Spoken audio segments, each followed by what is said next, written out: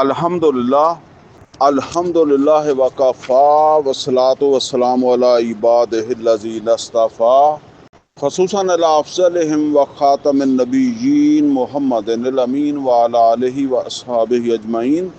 اعوذ باللہ من الشیطان الرجیم، بسم اللہ الرحمن الرحیم۔ قال اللہ عز وجل فی کتابہ الکریم سبح اسم ربک الاعلی الذی خلق فسوی والذی قدر فہدی والذی اخرج المرعی فجعلہ غثاء احوی سنقرئک فلا تنسى الا ما شاء اللہ انہ یعلم الجہر وما یخفی ونیسرک للیسرى فذکر ان نفعت الذکریٰ سیذکر من یخشی ویتجنبها الاشقی الذی یصلی النار الکبریٰ ثم لا يموت فيها ولا يحيى قد أفلح من تزكى وذكر اسم ربه فصلى بل تؤثرون الحياة الدنيا والآخرة خير وأبقى إن هذا لفي الصحف الأولى صحف ابراہیم و موسیٰ۔ صدق اللہ العلی العظیم۔ رب اشرح لی صدری ویسر لی امری واحلل عقدۃ من لسانی یفقہوا قولی۔ اللہم ارنا الحق حقا وارزقنا اتباعہ وارنا الباطل باطلا وارزقنا اجتنابہ، آمین یا رب العالمین۔ عزیز دوستو، اس وقت میں نے 30ویں سپارے میں سے سورہ الاعلی اس کی تلاوت کی ہے۔ یہ سورہ مبارکہ جو ہے نبی صلی اللہ علیہ وسلم پر مکہ میں آغاز کے 3-4 سالوں میں جو قرآن حکیم یعنی وحی کے نزول کے بعد کے جو 3-4 سال بنتے ہیں ان میں جو قرآن کریم کے حصے یا صورتیں نازل ہوئی ہیں نا، تو انہی میں سے یہ سورہ مبارکہ بھی ہے۔ 30ویں سپارے کی ان صورتوں کے بارے میں نے پہلے بھی عرض کیا ہے اور دوبارہ یاد دلا دوں کہ ان میں زیادہ تر جو ذکر ہے وہ ہے ایمان کا۔ ایمان کے بڑے بڑے 3 شعبے، ایمان باللہ، ایمان بالآخرہ اور ایمان بالرسالت۔ ان 3 میں سے بھی جس پر زیادہ فوکس کیا گیا، زیادہ تاکید یا زیادہ ذکر جس کا آیا وہ ہے ایمان بالآخرہ۔ یہ سورہ مبارکہ جو ہے اگرچہ اس میں وہ آخرت کے احوال تو ہیں اسی طرح جیسے وہ باقی صورتوں میں بھی آ رہے ہیں نا، لیکن اس کے ساتھ ایک بڑی اہم نصیحت اللہ تعالیٰ کی طرف سے جو ہے وہ فرمائی گئی ہے، وہ ہے ذکر الہی۔ میں نے اس آج کے درس کو عنوان بھی یہی دیا ہے، یاد الہی کرتے رہو۔ یعنی عنوان یہ ہے کہ اللہ کی طرف سے یہ ایک نصیحت کی گئی ہے کہ یاد الہی کے اندر مصروف رہو۔ یہاں سے بات شروع ہو رہی۔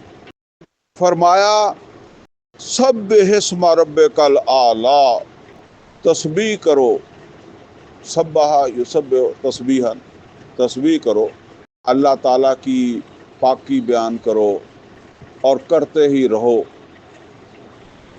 اچھا، اس میں ایک بات سمجھ لیں، جب کبھی تسبیح کا ذکر آتا ہے نا تو ہمارے وہ ذہنوں کے اندر وہ تسبیح آ جاتی ہے جو ہم ہاتھ میں پکڑ کر کرتے ہیں نا، وہ ہمارے ہاں گنتی کے لیے دانوں والی تسبیح وہ آ جاتی ہے۔ بہرحال اس میں بھی کوئی ایسی بات نہیں ہے، میری عمر کو پہنچ کر بندوں کو یاد ہی نہیں رہتا تو پھر وہ گنتی کر لیتے ہیں۔ لیکن یہ سمجھ لیں کہ تسبیح جو ہے وہ ہر چیز کرتی ہے. قرآن کریم میں اللہ تعالیٰ نے فرمایا کہ ہر چیز تسبیح کرتی ہے. سورہ بنی اسرائیل کے اندر فرمایا ام من شیء الا یسبح بحمدہ ولکن لا تفقہون تسبیحہم. کوئی چیز نہیں ہے جو تسبیح نہ کرتی ہو، ہر چیز تسبیح کرتی ہے، لیکن تمہیں نہیں پتہ چلتا.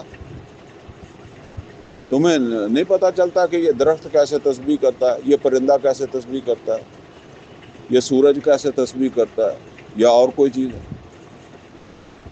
اور میں وہ سمجھایا کرتا ہوں کہ ایک تسبیح تو وہ ہے جسے ہم سمجھ نہیں سکتے، لیکن ایک تسبیح وہ ہے جسے ہم سمجھ بھی سکتے ہیں. جس تسبیح کو ہم نہیں سمجھ سکتے وہ کیا ہو سکتی ہے؟ ہو سکتا ہے اللہ نے درخت کو بھی کوئی زبان دی ہو. دیکھیں نا، یہ چیونٹیوں کو تو دی ہے نا. وہ سلیمان علیہ السلام کا واقعہ ہم پڑھتے ہیں کہ چیونٹی کہہ رہی ہے کہ اپنے ادخلوا مساکنکم، اپنے گھروں میں گھس جاؤ، کہیں سلیمان اور اس کے لشکر جو ہے وہ تمہیں رگڑ کے نہ رکھ دیں. تو ممکن ہے، ہمیں نہیں پتا. ہمیں تو چیونٹی کی زبان کا بھی نہیں پتا. یہ مکھی ہے اور اتنا کچھ ہے، اس کی زبان کا نہیں پتا. تو ممکن ہے درخت کو بھی جب اللہ تعالیٰ یہ فرماتا ہے کہ ہر چیز تسبیح کرتی ہے تو ہمیں اس کا انکار کرنے کی ضرورت تو نہیں ہے. ٹھیک ہے.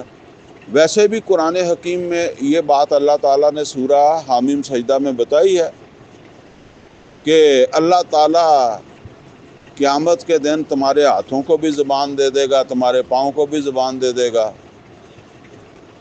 زمین بھی بولے گی، ہر چیز گواہی دے گی جو ہم صبح سے شام تک کرتے ہیں.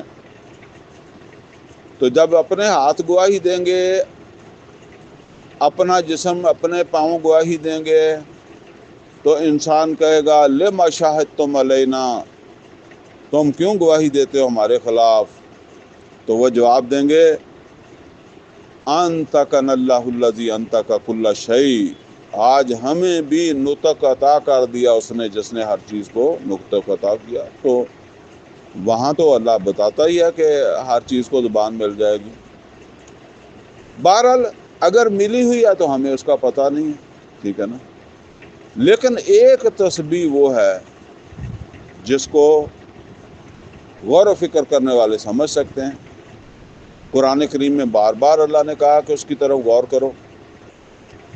ان فی خلق السماوات والارض واختلاف اللیل والنہار والفلک التی تجری فی البحر بما ینفع الناس وما انزل اللہ من السماء من ماء فاحیا به الارض بعد موتها وبث فیها من کل دابہ وتصریف الرياح والسحاب المسخر بین السماء والارض لآیات لقوم یعقلون. میں اسے کہا کرتا ہوں کہ ایک تسبیح ہے قولی زبان سے، اور ایک ہے حالی اپنے حال سے. ٹھیک ہے نا. اپنے حال سے وہ جو قول ہے نا، اس کی تصدیق کیسے ہوگی؟ حال سے ہی ہوگی نا. وہ جس طرح میں کئی دفعہ سمجھایا کرتا ہوں کہ اللہ اکبر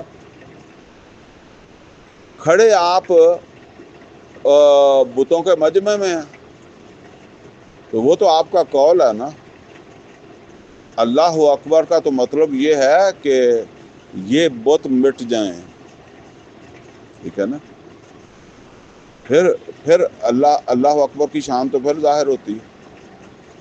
تو اسی طرح سمجھ لیں ہر چیز جو ہے وہ، سورج صرف ایک مثال آپ سمجھ لیں. سورج کے اوپر غور کریں، کب سے اللہ تعالیٰ نے اس کو بنایا اور وہ چل رہا ہے، اور وہ کیا گواہی دے رہا ہے؟ وہ گواہی دے رہا ہے کہ اس کا کنٹرولر بہت زیادہ جو ہے نا وہ اپنے علم، دیکھیں علم سے مراد صرف ہم یہی نہیں سمجھے کہ کتابیں پڑھنا علم ہے. ڈرائیوری بھی تو علم ہی ہے نا. یہ بھی علم ہے. انجینئرنگ علم نہیں ہے. یہ جو عمارتیں بناتے ہیں سول انجینئر، یہ علم نہیں، علم ہی ہے۔ تو اس طریقے سے سمجھ لیں اللہ تعالیٰ کے علم اور قدرت سے چل رہا ہے نا سورج، ذرا ادھر ادھر نہیں ہوتا۔ تو اس کا پتہ ہمیں کیسے چلتا ہے؟ سورج سے پتہ چلتا ہے۔ اللہ کو تو ہم نہیں دیکھ نہیں رہے کہ اللہ کیسے کنٹرول کر رہا ہے، لیکن جو چیز کنٹرول ہو رہی ہے اس کو تو دیکھ رہے ہیں نا۔ ایک آدمی پتنگ اڑا رہا ہے، آپ کو پتنگ اڑانے والا تو نظر نہیں آتا، وہ تو ڈور پتلی سی ہوتی ہے، وہ کہیں بیٹھا ہوا ہوتا ہے، لیکن اس کی وہ جو اڑائی ہوتی ہے اس سے آپ کو پتہ چلتا ہے کہ کوئی ماہر اڑا رہا ہے یا کوئی ایسے ہی اڑا رہا ہے۔ ریموٹ کنٹرول سے جہاز اڑاتے ہیں۔ تو اس طرح یہ ایک تسبیح حالی ہے، ٹھیک ہے نا، اور ایک قولی ہے۔ انسان کے لیے دونوں ہی ہیں، قولی بھی ہے اور حالی بھی ہے۔ جیسے میں نے ابھی آپ سے عرض کیا کہ زبان سے اللہ اکبر کہا ہے، تو اب اللہ کی بڑائی ہونی چاہیے، اس کی فکر تمہارے اندر پیدا ہونی چاہیے کہ اللہ بڑا ہے، تو اللہ کی بات کیوں نہیں مانی جا رہی؟ اللہ کو تو کوئی پوچھتا ہی نہیں ہے، اس طرح ہمارے معاشرے کے اندر ہے۔ تو پھر ہمارے کہنے کا کیا مطلب ہے؟ ہمارا دعویٰ اگر واقعی یہ سچا دعویٰ ہے تو پھر ہماری تو صبح شام جو ہے وہ اللہ کو کی بڑائی جو ہے اس کو جو ہے وہ ظاہر کرنے کے اندر لگے گی نا، اسی میں لگی۔ تو یہاں فرمایا سبح اسم ربک الاعلی، تسبیح کرو۔ اچھا، یہ تسبیح جو ہے نا وہ اس کے بارے میں یہ سمجھ لیں کہ نبی صلی اللہ علیہ وسلم نے فرمایا التسبیح نصف الایمان والحمد للہ تملأہ۔ تسبیح جو ہے نا وہ نصف میزان ہے۔ کیا مطلب ہے؟ وہ جس میزان میں ہمارا حساب کتاب ہونا ہے نا، آپ سمجھ لیں کہ اس کا آدھا تو تسبیح ہے، ٹھیک ہے۔ اور یہ تسبیح کیا ہے کہ ہم اللہ تعالیٰ کو بے عیب اس کی صفات کے ساتھ جو ہے وہ پہچانیں۔ یہ ایمان کی بات ہے، معرفت رب کی بات ہے۔ اللہ تعالیٰ کو پہچانیں، اس کی معرفت جو ہے وہ حاصل کریں اور اس کا اپنی زبان سے اعلان کریں، اس کا اعتراف کریں۔ التسبیح نصف الایمان والحمد للہ تملأہ، وہ آدھی میزان کو بھرے گی کون سی چیز؟ الحمدللہ۔ وہ کیسے بھرے گی؟ دیکھیں، جب آپ اللہ تعالیٰ کی کسی نعمت کا صحیح استعمال کرتے ہیں تو اس کے بعد آپ کو کیا کہنا چاہیے؟ الحمدللہ۔ یہ نہیں کہ ڈاکو ڈاکہ مارنے گیا تو ڈاکہ مارنے کے بعد کامیاب ہو کر کہے الحمدللہ، یہ بھی کہتا ہے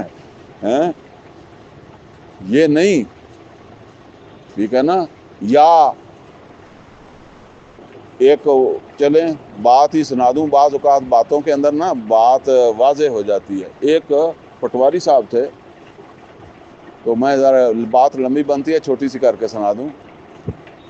ان پہ کسی آدمی نے ریڈ کروا دیا بڑے طریقے سے۔ پٹواری بھی بڑا ہوشیار تھا، لیکن وہ جس نے ریڈ کروایا نا وہ بھی بڑا ہوشیار تھا۔ تو اس نے ریڈ کروا دیا، پٹواری کیا پھنس قابو آ گیا، اینٹی کرپشن دے۔ تو بعد میں وہ ایک آدمی کو کہتا ہے کہ مجھے جو ہے نا وہ محسوس تو ہو گیا تھا کہ یہ جو ہے نا وہ میں کوئی پھنسنے جا رہا ہوں، ٹھیک ہے نا، پر اللہ کا یہ فیصلہ تھا یعنی پھر بھی وہ اللہ کے کھاتے میں ڈالتا ہے۔ کہتا ہے محسوس تو مجھے کچھ ہو رہا تھا کہ ایسے کبھی ہوا نہیں۔ وہ کبھی فارغ وقت میں سناؤں گا بڑے طریقے، کیونکہ وہ کام ہی ایسا تھا۔ تو ایسا کبھی میری زندگی میں نہیں ہوا، لیکن ہو گیا۔ تو ہم رشوت لے کر بھی الحمدللہ کہیں گے، چوری کر کے بھی الحمدللہ کہیں گے، اس کی بات نہیں ہے۔ اللہ تعالیٰ نے ہدایت دی ہے ٹھیک ہے نا، اور اس ہدایت کو ہم نے اختیار کر لیا تو الحمدللہ. یہ پوری زندگی کے اندر دو ہی چیزیں ہیں، یا سبحان اللہ یا الحمدللہ. ٹھیک ہے نا، جب اس سے ہم نے فائدہ اٹھا لیا، اس کی صحیح عمل کر لیا، نماز پڑھ لی، الحمدللہ. ٹھیک ہے نا، اللہ نے توفیق دی. تو یہاں فرمایا سبح اسم ربک، تسبیح کریں اپنے رب کی جو بہت اعلیٰ ہے، بہت بلند ہے، بڑی اونچی شان والا ہے. اس کی شان کو پہچانیں اور پھر اس کی جو ہے وہ تسبیح کرو، اس کو یاد کرو. قرآن کریم کے اندر جو ہے نا وہ سورہ اعراف کی آیت نمبر 18 میں اللہ تعالیٰ نے فرمایا وَلِلَّهِ الْأَسْمَاءُ الْحُسْنَى، سب اچھے نام کس کے ہیں؟ اللہ کے ہیں. اور آگے کیا فرمایا؟ فَادْعُوهُ بِهَا، فَادْعُوهُ بِهَا، اس سے دعا مانگو ان ناموں کے ساتھ. یہ جو اچھے نام ہے نا اس کے ساتھ اس سے دعا مانگو. کیا مطلب ہے؟ کہ جب اللہ سے دعا مانگو تو یا رحیم، رحم چاہیے تو پھر یا رحیم، پردہ پوشی چاہیے یا ستار العیوب، میں بہت گناہ گار ہوں، میرے عیبوں کے اوپر پردہ ڈال دے. اللہ تعالیٰ خود فرماتا ہے فَادْعُوهُ بِهَا، اس کے نام لے کر بھوک مچی ہوئی ہے، یا رزاق، یا رازق. جب وہ رازق ہے، رزاق ہے، تو اس کو اس صفت کے ساتھ اللہ تعالیٰ کو پکارو. جب اس کی رحمت چاہیے، کوئی اور چیز چاہیے، پریشانی ہے تو جس کے اندر بھی اللہ تعالیٰ کہتا ہے کہ وَلِلَّهِ الْأَسْمَاءُ الْحُسْنَى، سب حسن والے نام، خوبصورت نام، اچھے نام وہ اللہ کے ہیں. فَادْعُوهُ بِهَا، ان ناموں کے ساتھ اللہ تعالیٰ کو جب وہ پکارو اس کو. اور یہ بات سورہ مومن کی آیت نمبر 60 میں اللہ تعالیٰ نے فرمائی ہے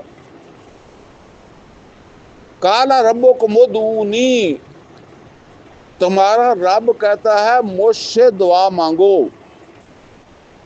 اب دیکھیں اللہ خود کہتا ہے کہ مجھ سے دعا مانگو. ہم عام طور پر ہمارے وہ ترجمہ لکھا ہوتا ہے اللہ کہتا ہے مجھے پکارو، تو وہ پکارنے کی ہمیں سمجھ نہیں آتی. یہ اصل کے اندر دعا ہے. اور دعا کے بارے میں فرمایا کہ دعا عبادت کا مغز ہے.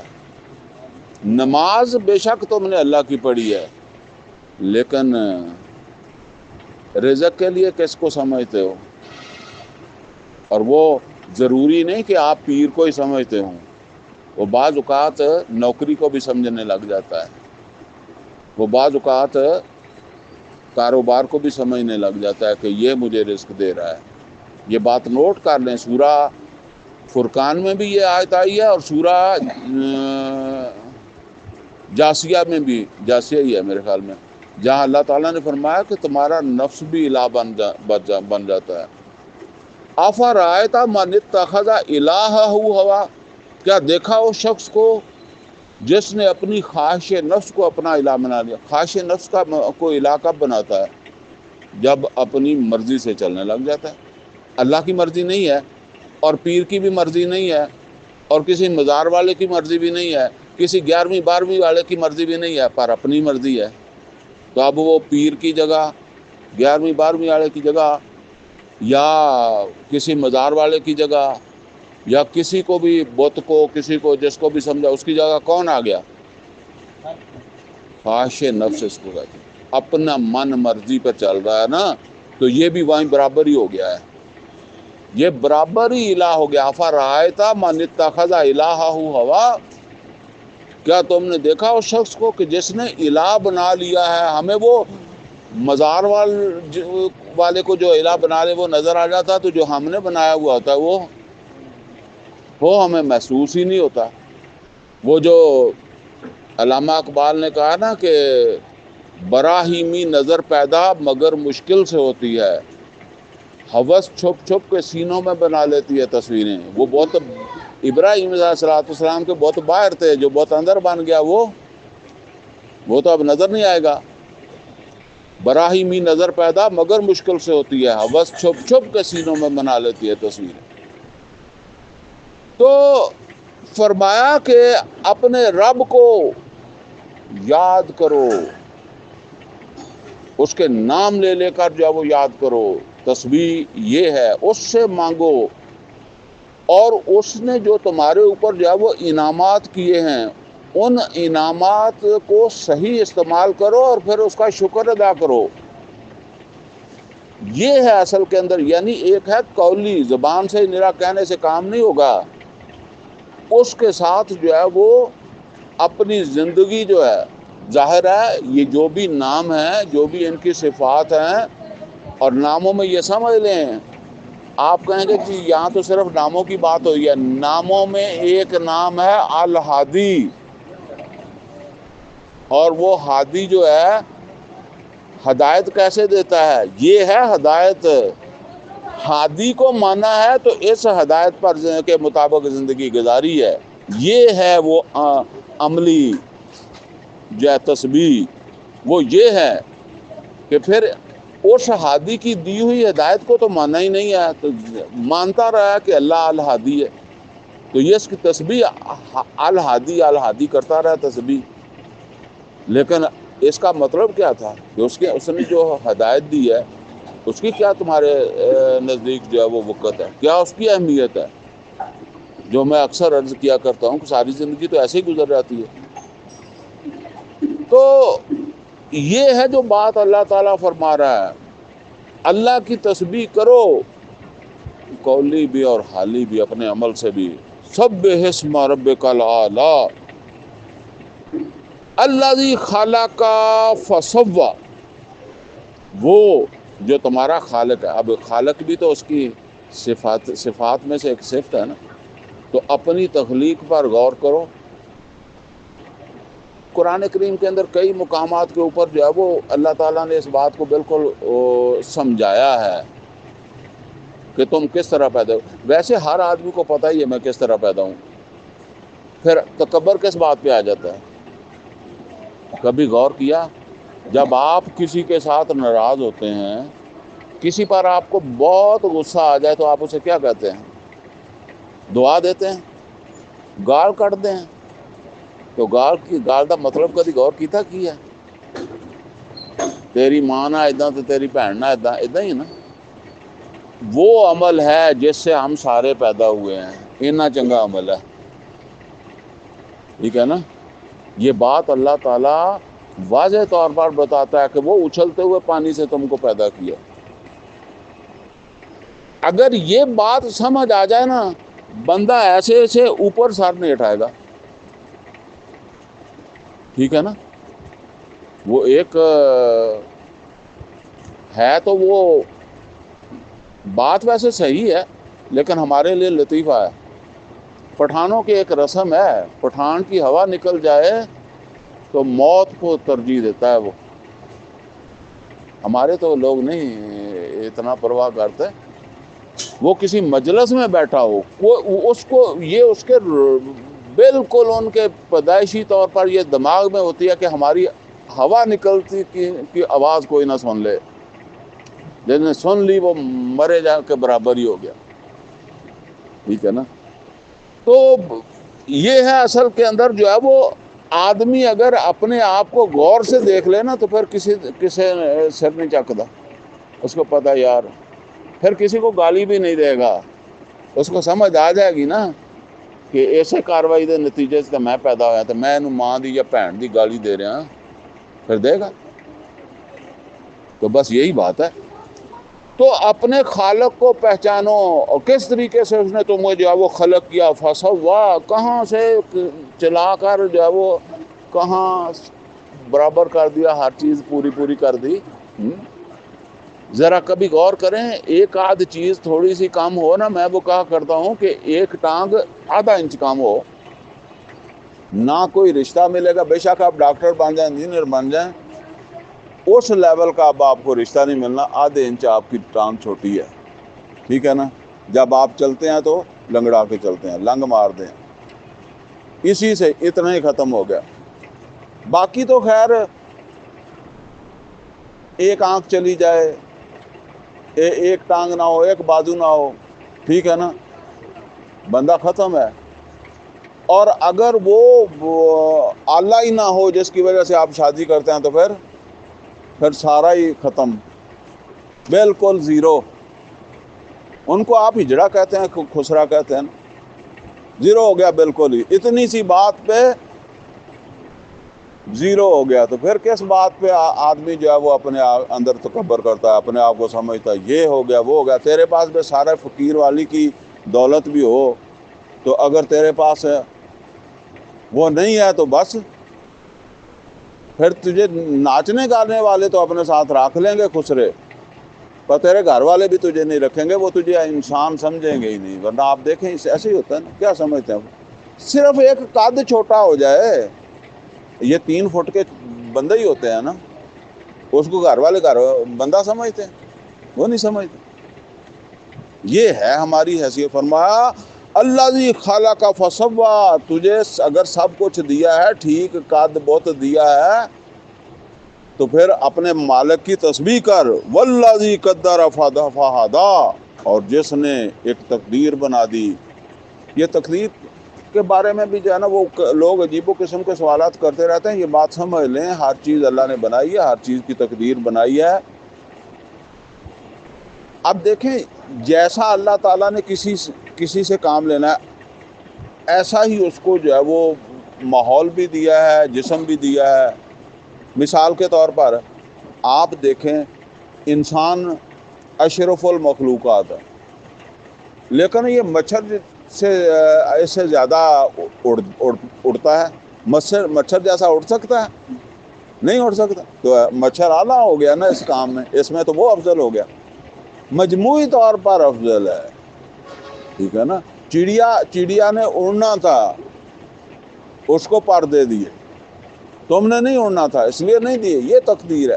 اور ایک آدمی اپنی اس تقدیر سے آگے جا نہیں سکتا، اور اسی کے مطابق ہر کسی کو ذہن دیا ہے، دماغ دیا ہے، جسم دیا ہے، صلاحیتیں دی ہیں، ماحول دیا ہے، ٹھیک ہے۔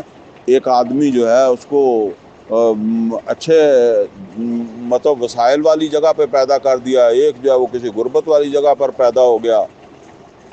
اس حساب کتاب جو اللہ نے لینا ہے، یہ ساری چیزیں اس کے اندر شامل کر کے لینا ہے، سب کا ایک جیسا نہیں لینا۔ جس کو جتنا دیا ہے اسی اعتبار سے حساب لینا ہے۔ تو جس نے تمہاری تقدیر بنائی اور تمہیں جو دینا تھا دیا، اور پھر تمہیں چلا دیا کہ چلو بس رستہ یہ ہے، پھر تمہارا حساب لے لیں گے۔ فرمایا والذی اخرج المرعى، وہ جس نے زمین سے چارہ پیدا کیا، نباتات پیدا کیے، فصلیں اگتی ہیں، تم ان کو نہیں دیکھتے؟ تم بھی پیدا ہوتے ہو تو یہ بھی زمین سے جب ہوگی۔ فَجَعَلَهُ غُثَاءً أَحْوَىٰ، پھر وہ اس کو جو ہے وہ فصل ایک وقت تک، یا وہ نباتات ایک وقت تک ہرے بھرے رہتے ہیں، پھر وہ ٹوٹ پھوٹ کا شکار ہو جاتے ہیں۔ چلیں، ہمارے کھیت تو ہم خود کاٹ لیتے ہیں، یہ جو ریگستان وغیرہ کے اندر بارشیں ہوتی ہیں، جو پودے اگتے ہیں، وہ کدھر جاتے ہیں؟ وہ بھی ختم ہو جاتے ہیں۔ ہوائیں چلتی ہیں، ٹوٹ پھوٹ کا شکار ہو جاتے ہیں، وہی مٹی کے اندر مل جاتے ہیں۔ تو ان کو کوڑا بنایا، سیاہ کر دیا۔ مطلب یہ ہے کہ تمہارا بھی انجام یہی ہے، آخر تم نے بھی مٹی میں ہی چلے جانا ہے۔ تمہیں یہ جو وجود دیا ہے، یہ اتنا کچھ اس نے جو ہے وہ دیا ہے، اس کی اپنے وقت پر قدر کر لو، اس کی نعمتوں کی قدر اپنے ٹائم پر کر لو۔ جس دن سانس ختم ہو گیا، بس یہی بات۔ پھر کہتے رہنا کہ جی میں نے اتنے پیسے لگانے تھے، اور میں نے یہ کرنا تھا، میں نے وہ کرنا تھا۔ نہیں، وہ قرآن کریم میں یہ موضوع کئی جگہ پر بیان ہوا۔ سَنُقْرِئُكَ فَلَا تَنْسَىٰ، نبی صلی اللہ علیہ وسلم سے جو بات فرمائی جا رہی ہے نا، وہ قرآن کریم کے اندر اور مقامات کے اوپر بھی جو ہے وہ آئی ہے۔ اور اس میں بھی ہمارے لیے بڑا سبق ہے۔ وہ سبق یہ ہے کہ نبی صلی اللہ علیہ وسلم کو قرآن کا بڑا شوق تھا، بلکہ آپ وہی کے انتظار میں رہتے تھے کہ وہ آتا ہے نا، ایک دفعہ فرشتہ لیٹ ہوا تو نبی صلی اللہ علیہ وسلم نے اسے کہا کہ جو ہے نا وہ بڑی دیر سے تم آئے ہو، تو اس نے کہا کہ یہ سورہ مریم کے اندر ہے، وَمَا نَتَنَزَّلُ إِلَّا بِأَمْرِ رَبِّكَ، اے محمد صلی اللہ علیہ وسلم ہم نہیں اتر سکتے آپ کے رب کے امر کے بغیر، وَمَا نَتَنَزَّلُ إِلَّا بِأَمْرِ رَبِّكَ لَهُ مَا بَيْنَ أَيْدِينَا وَمَا خَلْفَنَا وَمَا بَيْنَ ذَلِكَ وَمَا كَانَ رَبُّكَ نَسِيًّا۔ وہ ہمارا آگے پیچھے کنٹرول کون ہے؟ اسی کے ہاتھ میں ہے۔ وَمَا كَانَ رَبُّكَ نَسِيًّا، باقی آپ کا رب بھولتا نہیں ہے کہ جی اسے یاد ہی نہ رہا ہو کہ جی فرشتہ بھیجنا تھا، تو جب اس نے بھیجنا بھیج دیتا ہے۔ اسی طرح سورہ قیامہ کے اندر بھی ہے کہ نبی صلی اللہ علیہ وسلم جو ہے نا وہ جب وحی ہوتی تھی تو آپ کو یہ فکر تو لگ جاتی تھی کہ کوئی بات جو ہے نا وہ میں بھول نہ جاؤں، تو آپ اسے ریپیٹ کرنے لگ جاتے تھے، دہرانے لگ جاتے تھے۔ یہ آپ نے کئی دفعہ دیکھا ہوگا اسکول کے اندر جب وہ پڑھتے ہوئے استاد پڑھا رہا ہوتا ہے نا، تو جو بچے زیادہ فکر مند ہوتے ہیں نا تو وہ نوٹ کرنے لگ جاتے ہیں، تو بعض اوقات وہ نوٹ کرنے میں تھوڑا ٹائم لگتا ہے، استاد آگے چلا جاتا ہے تو استاد کہتا ہے کہ دیکھو اب یہ نوٹ نہ کرو۔ کیوں، کیا ہوتا ہے نوٹ کرنے سے؟ کہ تیرے نوٹ کرنے میں نے 2-4 باتیں اور کر دینی ہیں، پھر وہ تجھے پتہ نہیں چلنی۔ جو یہ بعد میں پوچھ لینا کسی سے، ٹھیک ہے، جو ابھی کوئی نوٹ کی ضرورت نہیں ہے، ابھی سنو صرف اس کو۔ تو اسی طرح پھر فرشتہ جو تھا نا، اس کے اللہ کی طرف سے وہ فرشتے کو کہا گیا کہ آپ نبی صلی اللہ علیہ وسلم سے یہ بات کہیں کہ آپ کو ساتھ پڑھنے کی ضرورت نہیں ہے۔ تو وہ سورہ قیامہ کے اندر یہ مضمون آیا، فرمایا لا تحرک بہ لسانک لتعجل بہ، اے محمد رسول اللہ صلی اللہ علیہ وسلم آپ اپنی زبان کو حرکت نہ دیں عجلت کی وجہ سے، جلدی کی وجہ سے کہ جلدی جلدی یاد کر لوں۔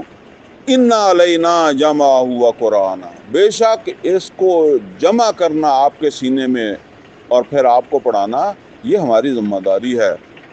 فَإِذَا قَرَأْنَاهُ فَاتَّبِعْ قُرْآنَهُ، اور جس وقت ہم پڑھائیں گے تو پھر آپ اتباع کرنا اس کی، پھر اس کے بعد آپ جو ہے وہ پڑھنا ابھی نہ پڑھیں۔ تو یہ اسی طرح کی بات یہاں جو ہے وہ آئی۔ اللہ تعالیٰ فرما رہا ہے سَنُقْرِئُكَ فَلَا تَنْسَىٰ، آپ پریشان نہ ہوں، ہم آپ کو جو ہے وہ پڑھا دیں گے، ایسا پڑھا دیں گے کہ فَلَا تَنْسَىٰ، پھر آپ کو کبھی نہیں بھولے گا۔ یعنی نبی صلی اللہ علیہ وسلم کو اس بات کی جو ہے وہ رہتی تھی کہ جو ہے نا وہ کہیں بھول نہ جاؤں۔ اِلَّا مَا شَاءَ اللَّهُ، سوائے اس کے کہ جو اللہ چاہے۔ اب یہ بات اصل کے اندر اللہ نے اپنی قدرت، اپنا اختیار جو ہے نا اس کو بیان کیا، باقی یہ نہیں کہ میں اللہ بلائے گا، یعنی اللہ چاہے تو بلا سکتا ہے، جس کو بھی چاہے بلا دے، مگر یہ اس کا یہ مطلب نہیں ہے کہ اللہ کچھ اس میں سے بلا بھی دے گا، ایسی بات نہیں۔ اِنَّهُ يَعْلَمُ الْجَهْرَ وَمَا يَخْفَىٰ، بے شک وہ تو جانتا ہے جو ظاہراً ہو، جاہری اونچی آواز میں۔ یہ نمازیں پڑھتے ہیں نا ہم، فجر، عشاء، مغرب، اس کو کہتے ہیں کہ یہ اس میں امام جو تلاوت کرتا ہے نا جہری قرات کرتا ہے نا، تو ظہر اثر اس میں سری اس کو کہتے ہیں۔ تو اسی طرح یہ سمجھ لیں کہ ایک وہ چیز ہے جو آدمی اعلانیہ کرتا ہے، ظاہراً کرتا ہے، کہ دل میں آتی ہے یہ بات۔ یار یہ بات نبی صلی اللہ علیہ وسلم کے دل میں ہی تھی نا، کوئی آپ نے یہ تھوڑی کہا تھا کہ بھئی مجھے یہ بھول جائے گا یا کوئی ایسی بات ہے۔ تو اللہ کو تو معلوم ہے کسی کے دل میں کیا بات آئی ہے یا کسی کے دل میں کیا خیال آتا ہے۔ قرآن کریم کے اندر وہ ایک اور مقام کے اوپر فرمایا نا، ان تبدوا ما فی انفسکم او تخفوہ یحاسبکم بہ اللہ، تم ظاہر کرو گے، چھپاؤ گے، اللہ محاسبہ کر لے گا۔ وَنُيَسِّرُكَ لِلْيُسْرَىٰ، اور اے محمد صلی اللہ علیہ وسلم ہم آپ کو آسانی کی طرف لے کر جائیں گے۔ اگرچہ رستہ بہت کٹھن ہے، بار بار آ رہا تھا نا کہ صبر کریں برداشت کریں، صبر کریں برداشت کریں. پھر وہ اسی دوران کے وہ حالات ہے نا کہ خباب بن الارت رضی اللہ تعالیٰ عنہ کو کوئلوں پہ لٹایا جا رہا ہے، سمیہ رضی اللہ تعالیٰ عنہ کو شہید کر دیا گیا، یاسر رضی اللہ تعالیٰ عنہ کو شہید کر دیا گیا. یہ حالات ہیں نا، تنگیاں ہیں، مشکلات ہیں. صحابہ کرام نبی صلی اللہ علیہ وسلم کے پاس آئے ہیں اور آ کر نبی صلی اللہ علیہ وسلم سے کہا کہ آپ دعا کریں کہ اللہ تعالیٰ جو ہے وہ ہمارے لیے آسانیاں پیدا فرما دے. تو فرمایا کہ ہم آپ کو آسانی کی طرف لے جائیں گے. فذکر ان نفعت الذکریٰ، تو اے محمد صلی اللہ علیہ وسلم آپ نصیحت کرتے چلے جائیں، یاد دہانی کرتے چلے جائیں. یہ قرآن پڑھ پڑھ کر یہ لوگوں کو جو ہے وہ سناتے چلے جائیں، سمجھاتے چلے جائیں. ان نفعت الذکریٰ، یہ ان جو ہے نا یہ اصل کے اندر انا مخففہ ہے، یہ انا ہے اصل کے اندر. فرمایا بے شک نصیحت تو فائدہ مند ہی ہوتی ہے، نصیحت کبھی ضائع نہیں جاتی. جیسے آپ کہیں یعنی یہ قرآن کی نصیحت آپ کریں، تبلیغ کریں، دعوت کا کام کریں. ہم اصل کے اندر سوچتے ہیں نا کہ کوئی سنتا نہیں ہے، کوئی عمل نہیں کرتا، کوئی اس طرح کوئی اس طرح. اچھا آپ ذرا غور کریں کہ نوح علیہ السلام نے اتنا عرصہ کیا، کتنے بندے نے سنا. اللہ تعالیٰ فرماتا ہے کہ آپ نصیحت کرتے جائیں، بے شک نصیحت نفع بخش ہی ہوتی ہے. اچھا اور کسی کو نہیں ہوگی تو اپنے آپ کو تو ہو ہی جائے گی نا، اپنے آپ کو ہو جائے گی. اللہ کہتا ہے اپنے علاوہ بھی کسی کو ہو جائے گی. کس کو ہو جائے گی؟ فرمایا سَيَذَّكَّرُ مَن يَخْشَىٰ، اور نصیحت لے لے گا وہ جس کے اندر خشیت ہے، جس کے اندر خشیت پیدا ہو گیا ہے. کچھ اللہ کو اس نے پہچان لیا، اللہ کا ڈر پیدا ہو گیا ہے. ویسے اللہ کی معرفت خود بخود وہ تقویٰ ہوتا ہی ڈر ہے. اگر تقویٰ پیدا ہو گیا تو وہ اللہ کا ڈر ہی ہوتا ہے، اصل کے اندر اللہ کا لحاظ ہوتا ہے. لیکن فرق یہ ہے کہ ایک یہ ہوتا ہے کہ آدمی جو ہے وہ ڈرتا ہے کسی چور سے، ڈاکو سے، بدماش سے، اور ایک ڈرتا ہے اپنے ابا جی سے. تو وہ ابا جی کا لحاظ اصل میں ہوتا ہے. اسی طرح سے اللہ کا لحاظ انسان کے اندر پیدا ہو جاتا ہے جب اللہ کو انسان پہچانتا ہے. تو فرمایا جس کے اندر بھی یہ لحاظ پیدا ہو گیا، تقویٰ پیدا ہو گیا ہے، جس میں خشیت آ گئی ہے، وہ تو نصیحت لے ہی لے گا. آپ نصیحت کرتے جائیں. وَيَتَجَنَّبُهَا الْأَشْقَى، اور اس سے اجتناب کرے گا، بھاگے گا، یعنی اس نصیحت قرآن سے دور بھاگے گا جو بدبخت ہے، جو برے نصیبوں والا ہے. اشقا شقی بد نصیب ہے، وہ اس قرآن سے اجتناب کرے گا، خوش بخت اس سے اجتناب نہیں کرے گا. الذی یصلی النار الکبریٰ، اور پھر وہی ہے جو اس بڑی آگ کے اندر داخل ہوگا. بڑی آگ میں داخل ہونے کا سبب کیا ہے؟ اس نے رخ نہیں کیا اس کی طرف، توجہ نہیں کی، دھیان نہیں دیا اللہ کی کتاب کی طرف. فرمایا ثم لا یموت فیہا ولا یحییٰ، اور پھر جب وہ اس آگ میں جائے گا تو نہ وہ زندہ ہوگا نہ وہ مردہ ہوگا. سورہ مدثر کی آیت نمبر 28 میں بھی یہ بات اللہ تعالیٰ نے بیان فرمائی ہے. فرمایا کہ وہ جہنم جو ہے نا، وہ جو سلوک کرے گی انسان کے ساتھ، جہنمی کے ساتھ، لا تبقی ولا تذر، نہ کچھ رہنے دے گی نہ کچھ چھوڑے گی. کچھ جو ہے نا وہ حال نہیں ہوگا بندے کا. اور سورہ ابراہیم کے اندر جو ہے وہ فرمایا کہ وہ جہنمی کن حالات میں ہوگا، ہر طرف اسے لگے گا کہ اب موت آئی، اب موت آئی، اب تو میں ماری جاؤں گا، ٹھیک ہے، لیکن مرے گا نہیں. سورہ ابراہیم میں فرمایا وَيَأْتِيهِ الْمَوْتُ مِنْ كُلِّ مَكَانٍ، اسے موت آتی نظر آئے گی ہر طرف سے، ہر جگہ اسے موت ہی لگے گی کہ یہ یہاں موت آئی، یہاں موت آئی۔ وَمَا هُوَ بِمَيِّتٍ، لیکن وہ مرنے والا نہیں ہوگا، مرے گا نہیں۔ تو فرمایا کہ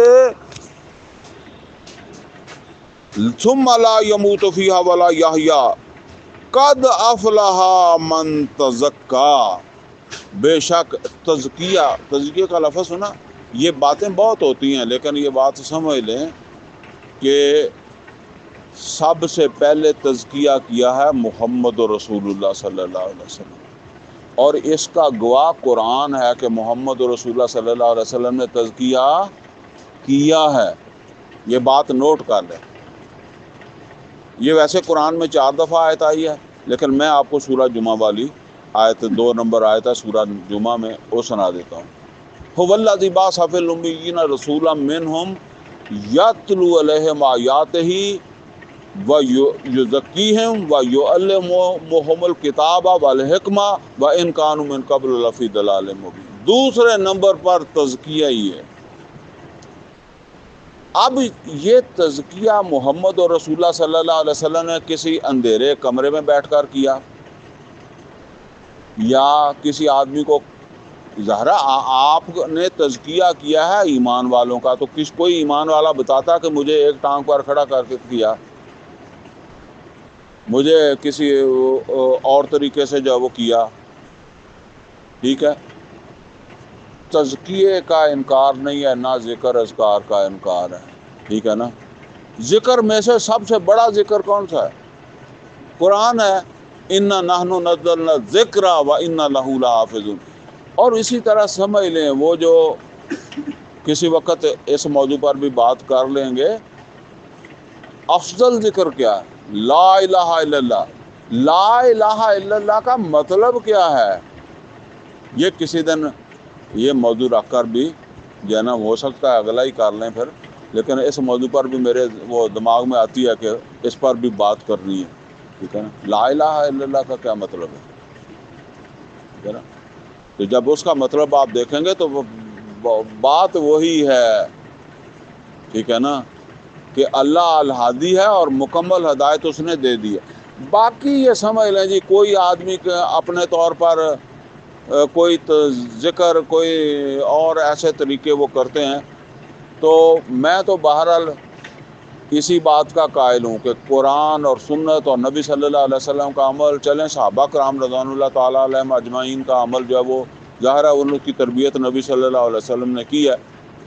باقی جو بھی ہے نا، ان کی کوئی ضروری نہیں ہے، وہ آپ کا پیر آپ کو بتائے یا آپ کا کوئی اور بتائے یا کچھ بھی بتائے نا، تو وہ ذکر اذکار کے وہ طور طریقے، ظاہر ہے ذکر تو آپ کریں نا، وہ تو اللہ کہہ رہا ہے سب اسم ربک کا لالا، تو اللہ کریں، لیکن یہ ہے کہ وہ جو طور طریقے بعض اوقات ہو جاتے ہیں نا، تو وہ اپنے اپنے بنا لیتے ہیں، اس سے پھر فرقے ہی بنتے ہیں، اور کوئی نہ کوئی گروہ بن جاتے ہیں۔ اسی طرح یہ چھوٹی چھوٹی چیزوں کے اوپر آپ دیکھیں، میں نے جو آپ کو کئی دفعہ یہ باتیں سمجھائی ہیں، فرقے ان چیزوں فرائض پر نہیں ہیں۔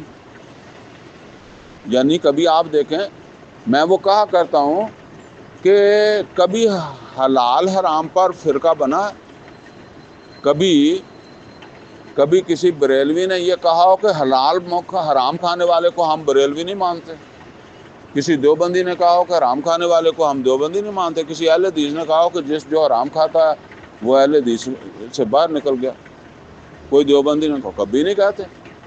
حالانکہ سب، کوئی کم تولنے والا، کوئی ظالم، کوئی قاتل، کوئی زانی نکل جاتا ہے اہل حدیثوں سے یا دیوبندیوں سے یا بریلوی سے یا شیعہ سے، کسی سے نکلتا نہیں نکلتا۔ فرائض پر فرقہ نہیں بنتا، فرقہ وہاں جا کر بنتا ہے جہاں بننا بھی نہیں چاہیے، ٹھیک ہے نا، وہاں جا کر فرقہ نواں بن جاتا ہے۔ تو اسی طرح پھر یہ ذکر اذکار کے چکر میں پڑھ کر جو نئے نئے گروہ جو بن جاتے ہیں۔ تو بہرحال فرمایا کہ قد افلح من تزکا، بے شک فلاح وہ پا گیا جس نے اپنا تزکیہ کر لیا۔ یہی اصل کے اندر وہ بات ہے سورہ 3 کے اندر فرمائی والتین والزیتون وطور سینین وہذا البلد الامین لقد خلقنا الانسان فی احسن تقویم، ہم نے انسان کو جو ہے وہ بہترین تقویم کے اوپر جو ہے وہ پیدا کیا. ثم رددناہ اسفل سافلین، پھر اسے وہ اسفل سافلین سب سے نیچے والے جو ہیں ان کے ساتھ جو ہے وہ اس کو ملا دیا، یعنی وہ خواہشات لگا دی انسان کے ساتھ ایسی. اور اب اس سے نکل، اب اس سے اپنے آپ کو جھاڑ پونچھ کر نکل. تجھے پیٹ بھی لگایا، تجھے سیکس بھی لگا دیا، تو تیری خواہشات بھی لگا دی، اور تکبر تیرے اندر پیدا ہو گیا. اب اس سے بچ کر جو ہے نا وہ اپنے مقام پر پہنچ. تو فرمایا قد افلح من تزکا وذکر اسم ربہ فصلی، اور اس نے اپنے رب کے نام کا ذکر کیا اور نماز پڑھی. یہ دوسری دفعہ اللہ کے نام کے ذکر کو دوسری دفعہ آ رہا ہے نا. یہ سمجھ لیں کہ یہ صورت، یہ میں پہلے ذہن میں نہیں آئی میرے، یہ وہ صورت ہے جو نبی صلی اللہ علیہ وسلم بالعموم جمعے کی پہلی رکعت میں پڑھا کرتے تھے. اور یہ آیت اس کی بالکل جو ہے وہ تصویر ہے، ذکر اور پھر نماز. فرمایا وذکر اسم ربہ فصلی، یہ ذکر کون سا ہے؟ وہ جو خطبے دیتا ہے نا مولوی صاحب، اور اس کے بعد نماز ہوتی ہے. اچھا، اب یہ خطبے کیا ہوتے ہیں؟ دو خطبے ہوتے ہیں نا. ایک صحابی کہتے ہیں کان لنبی خطبتان، نبی صلی اللہ علیہ وسلم کے دو خطبے ہوتے تھے. یجلس بینہما، ان کے درمیان جو ہے وہ بیٹھا کرتے تھے آپ، وہ اب بھی بیٹھتے ہیں. اور خطبوں میں کیا ہوتا تھا؟ یذکر القرآن و یقرأ القرآن و یذکر الناس، قرآن پڑھ پڑھ کر لوگوں کو جو ہے وہ نصیحت کرتے تھے. ٹھیک ہے نا. یہ اصل کے اندر آپ یہ سمجھ لیں ہفتہ وار ایک پروگرام نصیحت کا ہوتا تھا. ایسے نہیں کہا گیا کہ جلدی آؤ، نہا دھو کے آؤ، ہیں کوئی کسی دوسرے سے بات چیت نہ کرے. جب خطبہ ہو رہا ہے تو کسی آدمی نے کسی کو بات کرتے دیکھ کر اگر یہ بھی کہا کہ تم بات نہ کرو، تو اس کو بھی منع کیا، تو بس چھوڑ. کیوں؟ توجہ رہے تیری کس چیز کی طرف؟ خطبے کی طرف. لیکن وہ اب خطبہ سمجھ ہی نہیں آتا، وہ تو عربی میں ہوتا ہے. تو وہ ہمارے عام مولوی اس کو جو ہے وہ 2-4 منٹ میں فارغ کر لیتے ہیں، بلکہ اس سے بھی تھوڑے ٹائم میں فارغ کر لیتے ہیں. پہلے وہ اپنی تقریریں کرتے ہیں خوب، اور بدقسمتی یہ ہے کہ اس میں بھی قرآن نہیں ہوتا، اس میں بھی اپنا اپنا مسلک، وہ چیزیں اس کے اندر ڈسکس ہوتی ہیں. ٹھیک ہے نا. جن سے ان کو غصہ نہیں آتا جو آ کر بیٹھتے ہیں. میں نے آپ کو بتایا تھا نا پچھلے درس میں یا اس سے پچھلے، وہ ڈاکٹر صاحب کہتے تھے کہ میرے جمعے میں وہ کہتے جی آپ تو ہمیں گالیاں دیتے ہیں. جب وہ باتیں آپ کہیں گے کہ جیسن جو حرام کھا کے آتا ہے نماز پڑھنے، اس کی نماز نہیں ہوتی، ٹھیک ہے نا، تو وہ کتنی دیر سنے گا، یا چھوڑے گا یا پھر پڑھے گا. نہیں تو وہ وہاں جائے گا جہاں اسے پتا ہو کہ یہاں ہوتی ہے. تو یہی بات ہے اصل کے اندر. یہ باتیں اصل کے اندر مولوی اس وجہ سے نہیں سناتے کہ اگلے سننے بھی نہیں چاہتے. وہ جن سے وہ خوش ہوتے ہیں وہ سناتے ہیں.